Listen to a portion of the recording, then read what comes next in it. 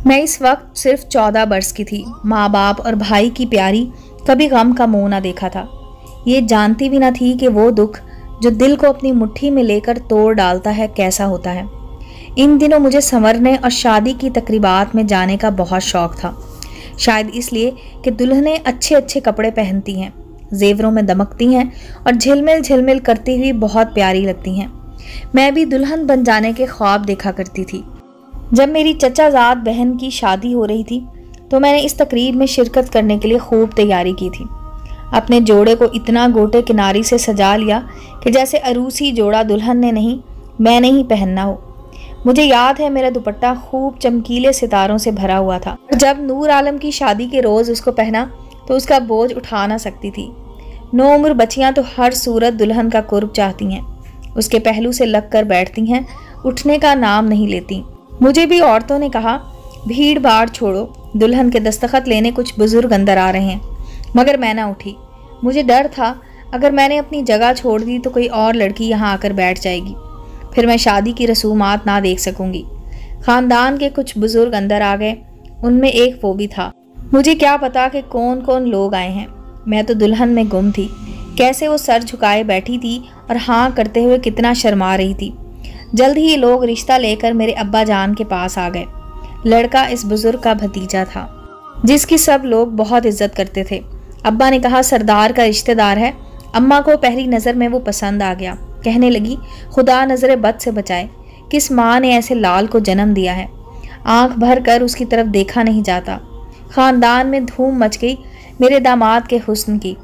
हमारी बेटी भी अपनी मिसाल आप है, ये तो चांद सूरज की जोड़ी रहेगी। बस साइमा के अब्बा जल्दी से ये रिश्ता कबूल कर लो। मगर अब्बा ने कहा कि निकाह में बतौर एजाज़ के सरदार को गवाह बनाकर मदऊ किया था। सरदार हमारी हैसियत से बुलंद मर्तबा हैं, हम कहीं मुश्किल में न फंस जाएं।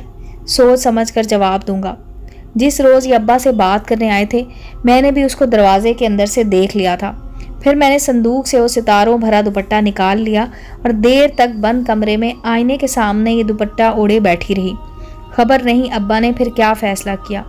ऐसे फ़ैसले पहले ज़माने में लड़कियों को कौन बताता था। 15वीं साल में कदम रखा था कि शादी की नवीद सुन ली।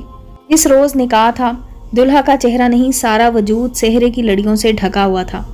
निकाह हो गया, छवारे बट गए। मुझे दुल्हा के पहलू में बिठाकर माँ बाप ने विदा कर दिया। अब्बा दुआ दे रहे थे, अम्मा रो रही थी, सखियाँ हसरत से देख रही थी और मैं रुखसत होकर ससुराल जा रही थी। 12 बजे शब हम घर पहुँचे। मुझे सजी हुई सेज पर बिठा दिया गया। दुल्हा मियाँ अंदर आ चुके थे। उन्होंने कांपते हाथों से मेरा घूंघट उठाया। मैंने ये दुश्वार मरहला तय किया, नज़र उठाकर उनकी जानिब देख लिया। बस यही गज़ब हो गया। मैं तो उनकी सूरत देखते ही बेहोश होकर गिर गई। चीख मेरे हलक में अटक कर दम तोड़ गई। ये क्या हुआ कि क़यामत ही टूट पड़ी। सुहाग रात थी कि कोई भयानक ख्वाब था। ये वो नीली आंखों वाला सजीला घबरू तो ना था। ये एक 70 साल का सफ़ेद बगले जैसे बालों वाला बुढ़ा था। मेरी नज़रों में ऐसा अंधेरा छाया कि फिर मुझे खबर ना रही कब सुबह हुई। वो सुनहरी रात अंधेरी निकली और उसके बाद के सवेरे भी सारे अंधेरे हो गए। फिर कभी मेरी ज़िंदगी में कोई सूरज भरा सवेरा ना आया। मेरे सरताज ने मुझे खुश रखने को जेवरात के ढेर मेरे कदमों में डाल दिए।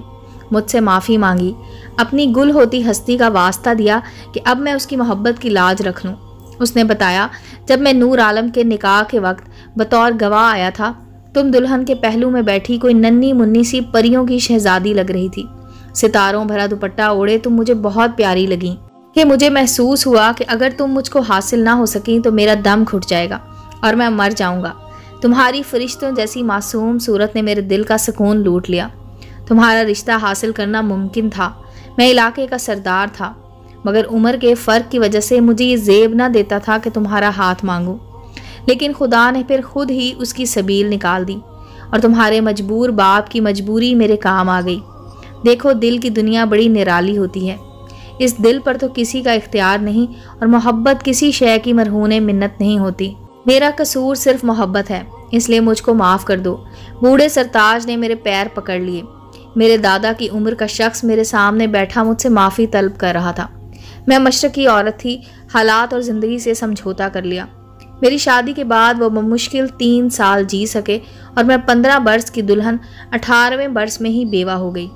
इद्दत के बाद मैंने मैके जाना चाहा, अब्बा भी यही चाहते थे, मगर जिस कौम से हम ताल्लुक़ रखते थे काश मैं उसका नाम भी आपको तहरीर कर सकती कि ना यहाँ तलाक मुमकिन है और ना बेवा वापस मैके जा सकती है, क्योंकि एक बार ब्याह हो जाए तो फिर वो मैके की नहीं ससुराल की इज्जत होती है। मेरे शौहर के जवान बेटों ने बंदूकें तान लीं, कह दिया अब तुम हमारी माँ हो, हमारी और हमारे बाप की इज्जत हो, दूसरी शादी का तसव्वुर दिल से निकाल दो। इस घर से जिस रोज़ बाहर कदम रखोगी वो दिन तुम्हारी ज़िंदगी का आखिरी दिन होगा। 2 साल बाद अब्बा का इंतकाल हो गया। मैका माँ तक बाप का तो आसरा होता है। माँ भी चल बसी तो भैया भाभी के प्यार में गुम हो गए और मुझे भूल बैठे। जब मैका ही बाकी ना रहा तो ससुराल के पिंजरे से कैसे निकलती।